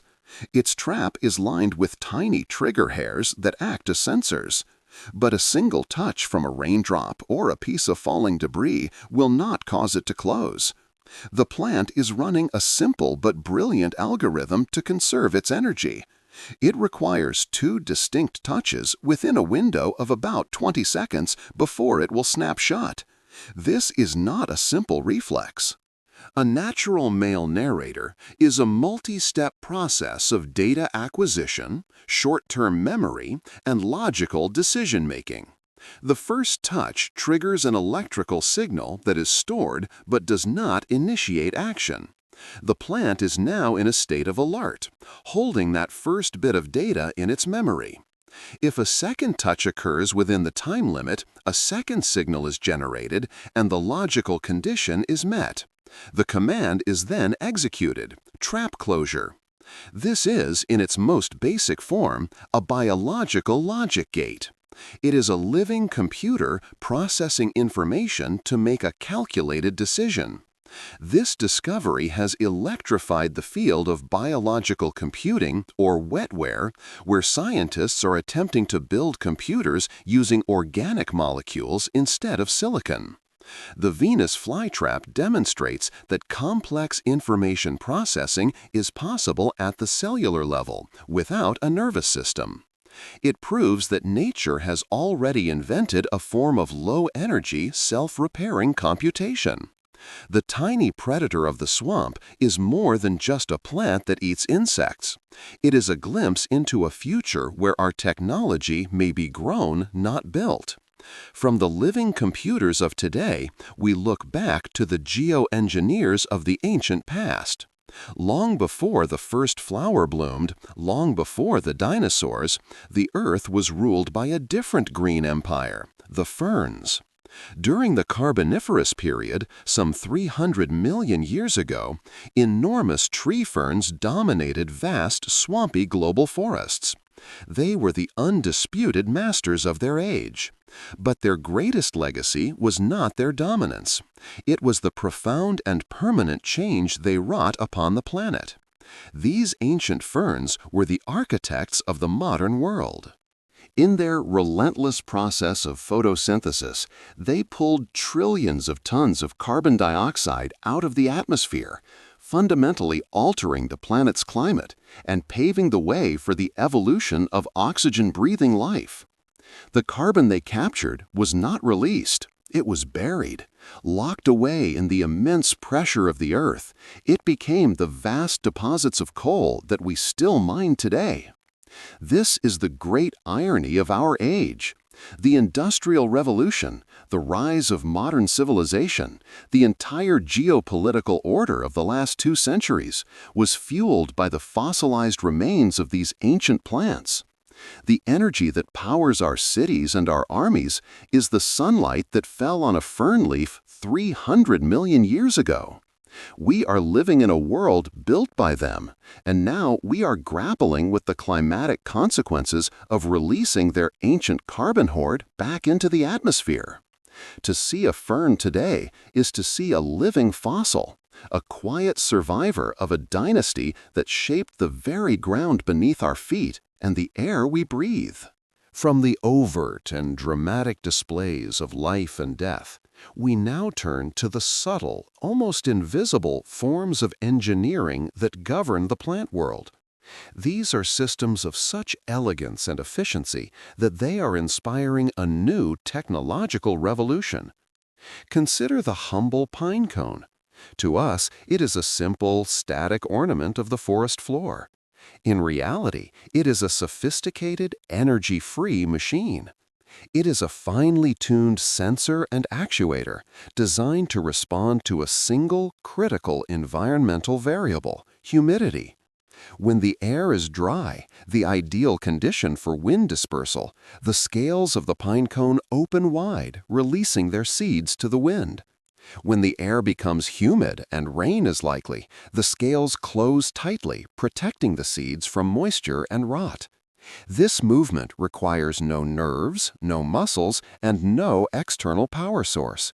It is achieved through the brilliant passive design of the cone's tissues, which expand and contract at different rates as they absorb moisture. This is not just biology, it is a form of programmable matter. It is a material that can change its shape in response to its environment. This principle, reverse-engineered from a simple pine cone, is now at the heart of a multi-billion-dollar research field in smart materials and architecture. Imagine skyscrapers with exterior panels that automatically open and close to regulate the building's temperature, slashing energy consumption. Imagine clothing made from textiles that become more breathable as the wearer sweats. The pine cone is a living barometer, a natural instrument of incredible precision, and it offers a blueprint for a future of low-energy, responsive technology. From the subtle mechanics of a pine cone, we move to a far more visceral and dramatic display of plant chemistry, a phenomenon that seems to cross the boundary between the plant and animal kingdoms. In certain remote corners of the world, there are trees that, when cut, appear to bleed. The dragon's blood tree of the Socotra archipelago and the bloodwood of Australia both exude a thick crimson-red resin that looks uncannily like blood. To witness it is jarring, a startling illusion that has given these trees an aura of myth and legend for centuries. But this vivid resin is not just a spectacle, it is a highly advanced defense mechanism, a chemical shield that seals wounds and deters insects and microbes with its potent antimicrobial properties. This potent chemistry meant that for centuries, dragon's blood was not just a curiosity, it was a currency. This resin was a highly prized commodity on ancient trade routes, valued alongside spices and silks for its use in medicines, dyes, and as a brilliant red varnish, famously rumored to have been used by Antonio Stradivari on his legendary violins. Today, this same principle of bioprospecting continues. The global pharmaceutical industry is constantly searching for novel compounds in the world's biodiversity, and the protective resins of plants like the dragon's blood tree represent a chemical library of immense potential value. What once was a substance of myth is now a subject of intense scientific and economic interest, a reminder that the world's forests are living chemical factories, producing compounds that can be both life-saving and incredibly lucrative. This value, however, is predicated on one simple thing: knowing precisely what you are looking at. And in the world of biology, our common assumptions are often wrong. The overall mood of global trade, of law, and of science rests upon a foundation of precise classification. Yet this system often directly contradicts our everyday intuition. For instance, according to the strict definitions of botany, a banana is technically a berry, while a strawberry is not. A true berry is a fruit that develops from a single ovary and contains its seeds on the inside. By this definition, bananas, grapes, and even tomatoes are all berries. A strawberry, however, develops from a flower with multiple ovaries, making it a completely different type of structure known as an aggregate fruit. This is not a matter of trivia. It is a matter of law, trade, and billions of dollars. International trade agreements, import tariffs, and agricultural regulations are all based on these precise scientific classifications. A legal dispute over a fruit shipment or the patenting of a new plant variety can hinge entirely on whether a product meets the technical definition of a berry or an aggregate fruit. These quirks of classification are a powerful reminder that beneath our simple, common-sense labels lies a complex and rigid system of order. A system where scientific precision is not just an academic exercise, but a cornerstone of the global economy. But the most potent examples of plant chemistry are not locked away in legal definitions. They are sitting on our desks, in our coffee cups. The molecule that fuels modern productivity, that powers late-night work sessions and early morning starts across the globe, is caffeine. We see it as a stimulant, but for the coffee plant, it is a weapon. In the wild, coffee and cacao plants release caffeine into the soil through their roots and fallen leaves. This compound acts as a powerful natural herbicide, inhibiting the germination of other competing plants, a process called allopathy. It creates a chemical kill zone around the plant, ensuring it has exclusive access to water and nutrients. Furthermore, caffeine is a neurotoxin to many insects, acting as a mild pesticide that disrupts their nervous systems.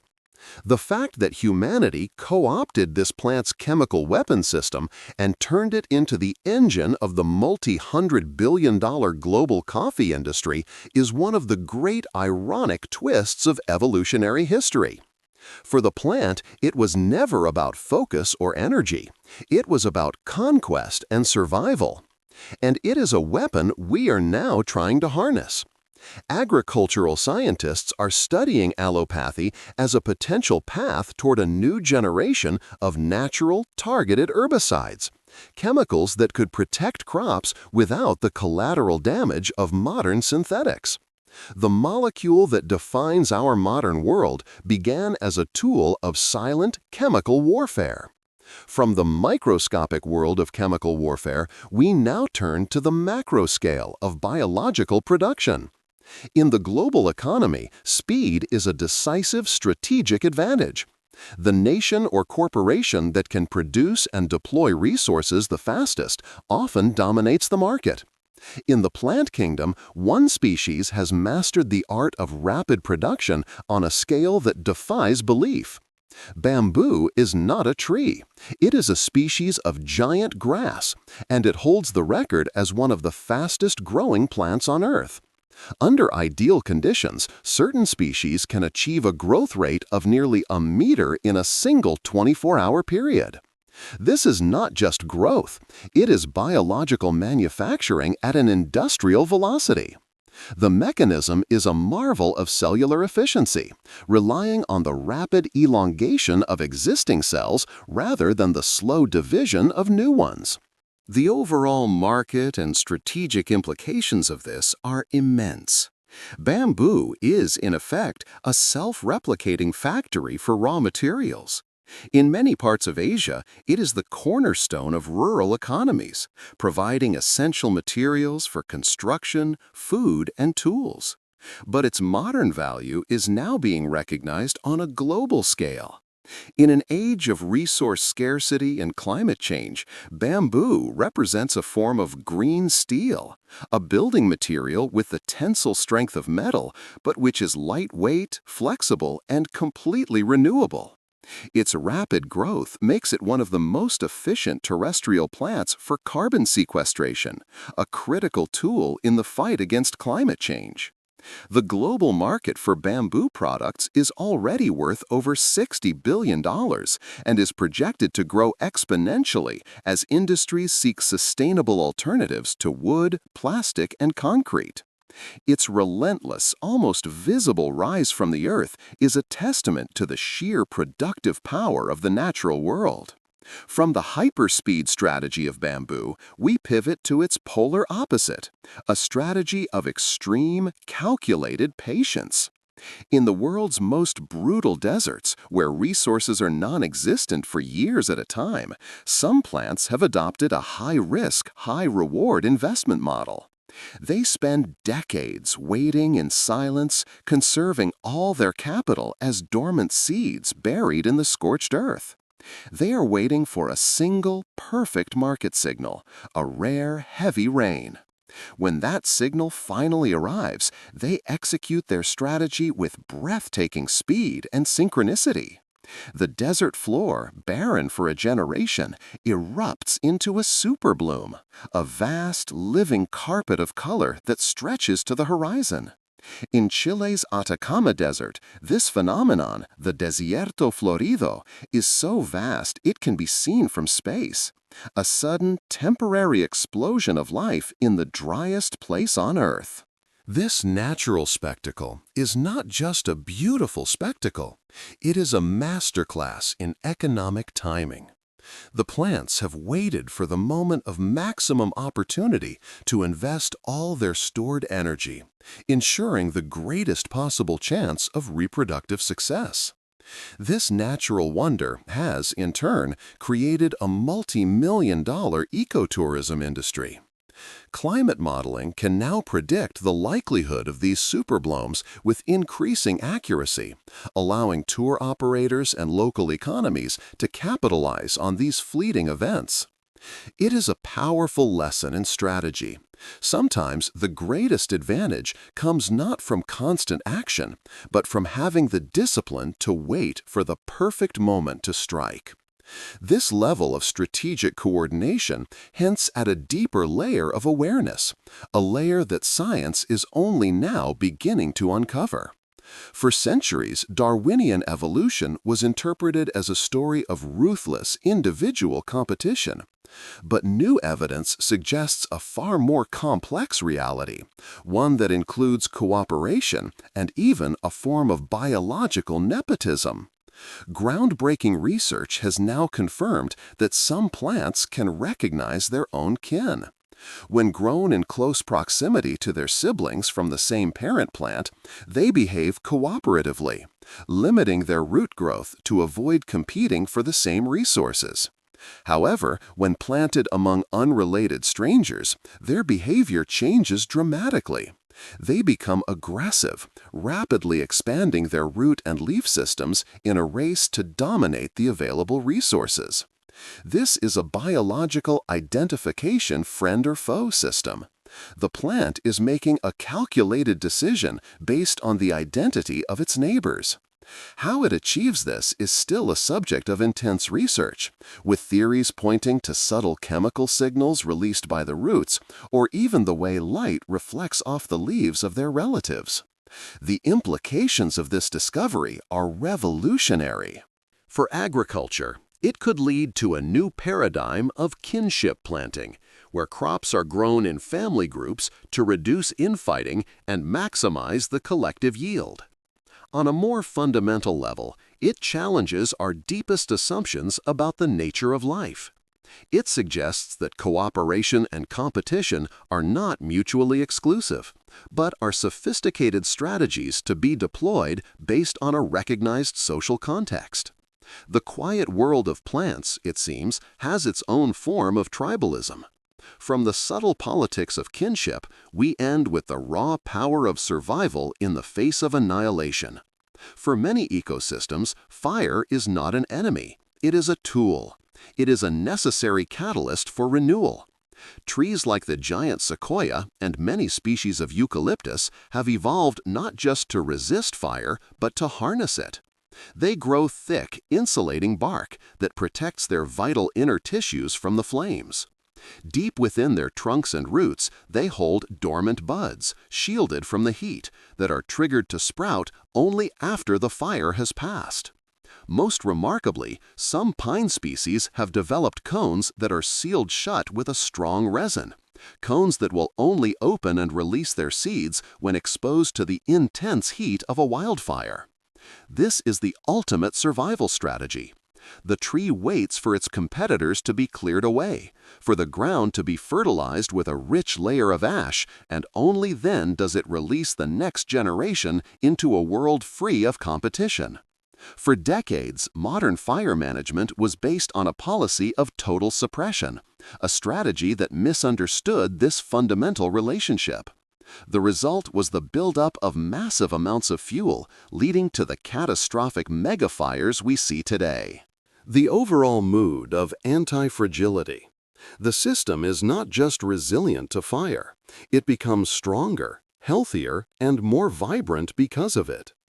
To walk through a forest just weeks after a fire and see the fresh green shoots emerging from the blackened earth is to witness nature's most powerful lesson, that even in the face of what appears to be total destruction, life has a way of turning devastation into rebirth.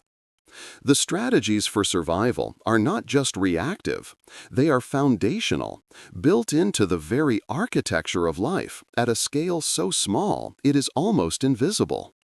We have seen the grand gestures, the forests that make rain, the seeds that conquer oceans. But the true engine of planetary regulation, the system that governs the delicate balance of Earth's atmosphere, operates at the microscopic level. The surface of every leaf, which appears to us as a smooth, solid plane, is in reality a vast, intelligent skin, perforated by thousands of microscopic, controllable valves, called stomata. These are not simple pores.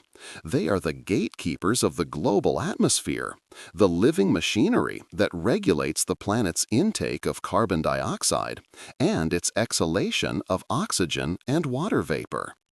Each stoma is an autonomous, responsive gateway, opening and closing in a finely tuned dance with its environment, responding to shifts in light, humidity, and the plant's own internal chemical signals. This is a decentralized, global control system of breathtaking complexity.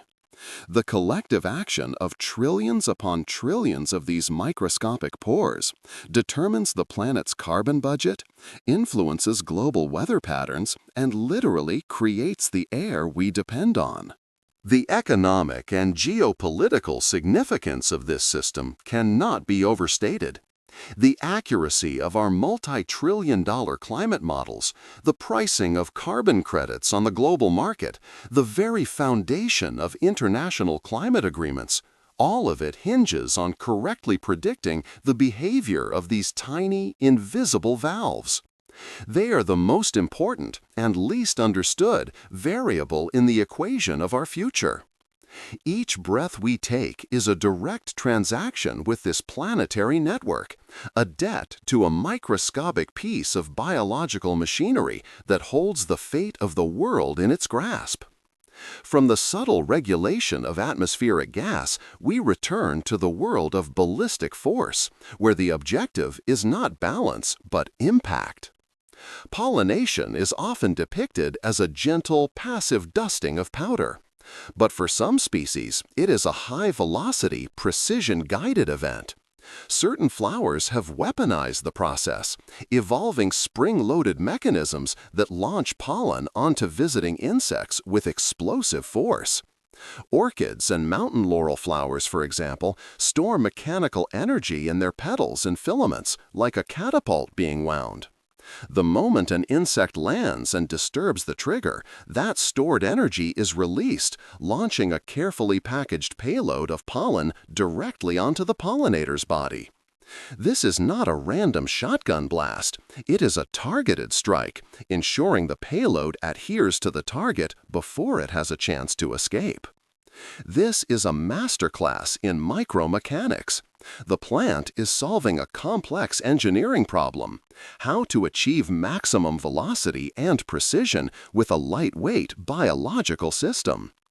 To the bee or moth, the experience is a startling, instantaneous event. To the plant, it is a calculated strategy to maximize reproductive success in a competitive environment. This natural technology is now the inspiration for a new generation of micro-robotics and MEMS, micro-electromechanical systems. The overall mood of strategy is a core theme. While some plants invest in complex mechanical systems, others pursue a strategy of overwhelming numbers. The orchid, a plant renowned for its complex and beautiful flowers, has adopted a reproductive strategy that is the biological equivalent of a high-risk startup venture. Its seeds are the smallest in the world, so minuscule they resemble specks of dust. A single orchid can produce millions of them at once. But this massive output comes at a cost.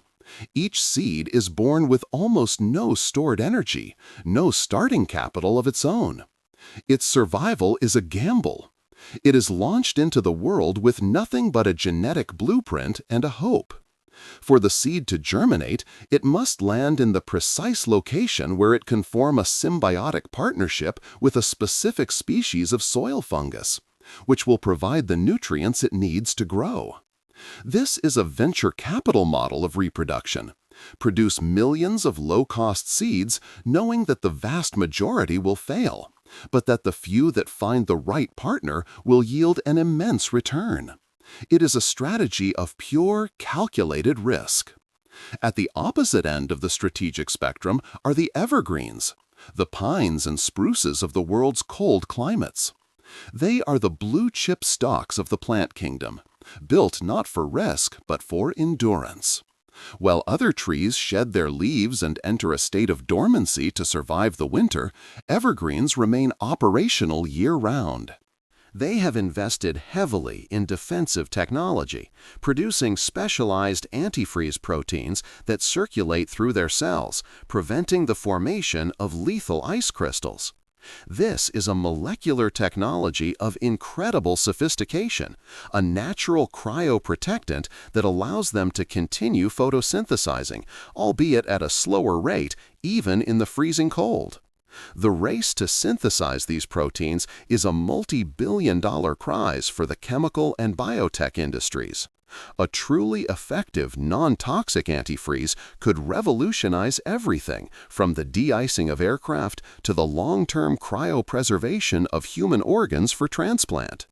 Behind the timeless, stoic image of a pine tree in the snow lies a silent, high-stakes chemical operation, a victory of biochemistry over the brutal physics of winter. The trees and plants release a complex cocktail of volatile organic compounds, or VOCs, into the atmosphere. For a long time, we considered this the simple fragrance of the rainforest. The reality is far more functional. These airborne chemicals are not just scents. They are active aerosols that serve as microscopic seeds for the formation of clouds. As water vapor released by the forest rises, it condenses around these VOC particles, dramatically accelerating cloud formation and influencing the timing and intensity of rainfall. This is a form of biological cloud seeding, an active and self-regulating climate control system. The forest is not just waiting for rain, it is helping to summon it. This discovery has profound implications. As deforestation continues, we are not just removing trees, we are shutting down the very chemical factories that sustain the region's climate. The invisible clouds of chemicals that rise from the leaves are not a byproduct of the forest's existence.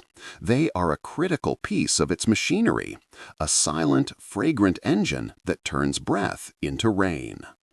From the invisible engineering of the atmosphere, we zoom in to the tangible, physical engineering of the individual. In the hyper-competitive world of a dense forest, light is currency, and the race to the top is a matter of life and death. For vines, which lack the structural integrity to grow tall on their own, survival depends on a strategy of leverage, climbing the competition. But this is not a random process. A vine's tendrils are not blindly grasping, they are exploring. They are running a tactile search algorithm. As a tendril sways through the air and brushes against a surface, a complex signaling cascade is initiated. The cells on the side that made contact slow their growth, while the cells on the opposite side accelerate, causing the tendril to curl tightly around the support structure. This is a form of programmable growth, a physical response to sensory data. Some species have even evolved the ability to distinguish between different surfaces, preferring the rough texture of bark over a smooth leaf, demonstrating an advanced level of tactile discrimination. To watch a time-lapse of a vine is to see a living robot executing a pathfinding mission, constantly sensing, processing, and reacting to its environment to find the most efficient route to the light. It is a powerful reminder that in the plant kingdom, growth itself is a form of intelligent computation. This interconnectedness reaches its zenith in the concept of the keystone species. A single mature oak tree is not just an individual organism. It is a biological metropolis, a piece of critical infrastructure that supports an entire economy of life. Its branches are a housing project for birds and squirrels. Its bark is a substrate for a complex community of fungi, mosses, and lichens.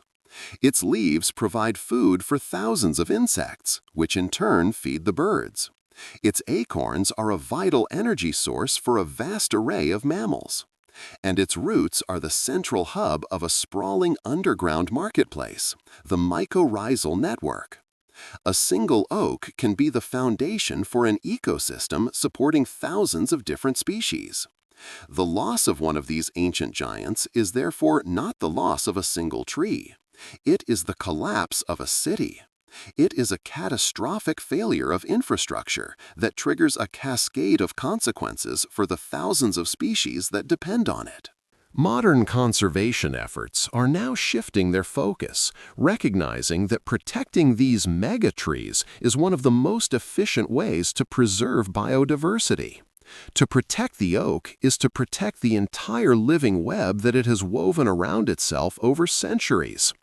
In the relentless pursuit of survival, evolution has produced strategies of such profound ingenuity that they seem to be drawn from the pages of science fiction. In the world of military technology and intelligence, one of the ultimate goals is the ability to operate unseen, to gather resources while remaining completely hidden from the enemy. Nature, it turns out, has already perfected this. In the deserts of southern Africa, a succulent known as the window plant has evolved a form of biological cloaking technology. To protect itself from the scorching heat and grazing animals, the majority of the plant lives buried beneath the sand. But to photosynthesize, it needs light. The solution is a masterpiece of biological engineering. The tips of its leaves, which sit flush with the surface of the soil, are transparent, acting as living fiber optic windows. Sunlight enters through these translucent portals and is channeled down into the body of the plant hidden safely underground, where the photosynthetic machinery is located. This is a decentralized, subterranean solar energy system, a biological solution that provides both protection and power. The technological implications are immense. Material scientists are now studying these window plants to develop light funneling materials that could dramatically increase the efficiency of solar panels by capturing and concentrating sunlight. Architects envision buildings with self-lighting basements that pipe sunlight deep underground. It is a brilliant strategy of risk management, proving that sometimes the best way to survive in a hostile environment is to disappear, leaving only your windows open to the sky. The overall pressures of the natural desert, we turn to the equally extreme artificial pressures of our own creation, the city. Urban environments are a new and uniquely challenging ecosystem, and the plants that live within them are being subjected to an accelerated, brutal form of evolution. Research has revealed a stark and unsettling paradox. Trees in our cities tend to grow significantly faster than their relatives in the wild. Bathed in the higher carbon dioxide levels of urban air, benefiting from the heat island effect, and often receiving consistent water from irrigation, they reach maturity in a fraction of the normal time. But this accelerated life comes at a terrible price. They also die much, much younger. A forest oak might live for centuries. Its urban cousin is lucky to survive a few decades. The constant stresses of the city, air pollution, compacted soil that chokes their roots, Relentless heat reflected from asphalt and concrete wear them down, shortening their lifespans dramatically. This is a microcosm of our own economic model, a relentless drive for rapid growth at the expense of long-term sustainability and resilience. The economic trade-off is now a critical issue for urban planners. City trees provide billions of dollars in essential ecosystem services, from cooling our streets and reducing energy costs to filtering pollutants and improving public health. But their short lifespans mean higher costs for maintenance and replacement. They are the hard-working, short-lived veterans of the urban landscape, a living data point that reminds us that in our own engineered world, the price of speed is often longevity. Beneath these visible struggles, however, lies an even more revolutionary discovery, a hidden layer of communication that operates not through chemistry or touch, but through the fundamental force of electricity.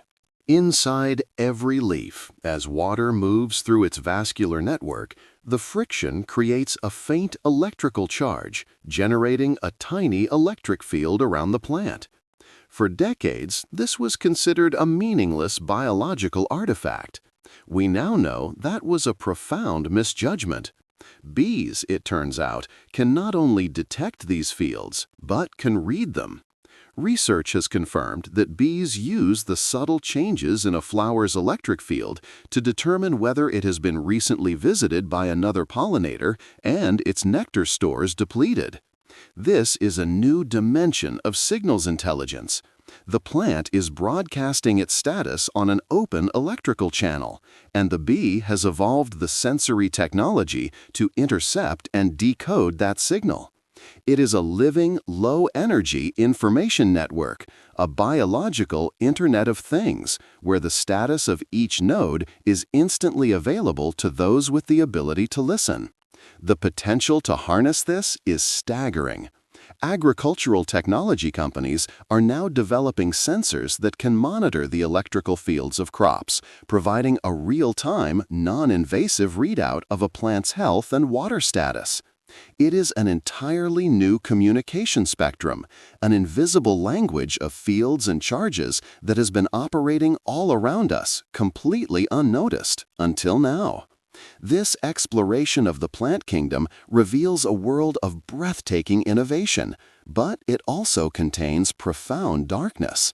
In the dense rainforests of Southeast Asia, a parasitic entity emerges that is a monument to the grotesque.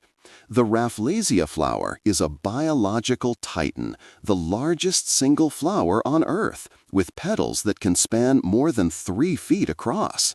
But this giant is a phantom. It has no leaves, no stem, and no roots of its own. It lives its entire life as a parasite, its thread-like filaments woven deep inside a host vine, silently stealing nutrients for years. When it has gathered enough stolen energy, it bursts forth from its host in a single, colossal, short-lived bloom. Like the corpse flower, it mimics the smell of rotting flesh to attract its carrion fly pollinators. The Rafflesia is a stark reminder that not all of nature's strategies are elegant or cooperative. It is a master of theft, a testament to the fact that in the ruthless economy of the wild, sometimes the most successful strategy is to simply take what others have built. In our exploration of nature's strategic playbook, we have witnessed systems of immense power and complexity. But perhaps the most profound strategies are not those of conquest, but of pure, indomitable endurance. Mosses are among the planet's most ancient and humble life forms, yet they are masters of a technology that is a holy grail for modern science: biological stasis. Certain species can survive a process of complete dehydration, losing nearly all of their cellular water and entering a state of suspended animation that can last for years, even decades. In this desiccated, seemingly lifeless state, their metabolism slows to a near total halt. Yet, with a single splash of water, they can resurrect themselves within hours, unfurling their green tissues and resuming their life cycle as if no time has passed at all. This is not mere resilience. It is a mastery of biophysics. The moss's cells produce protective sugars and proteins that form a glassy matrix, shielding their delicate internal machinery from catastrophic damage during dehydration. This is a natural, perfectly reversible form of cryopreservation without the freezing. The potential applications of this technology are almost limitless.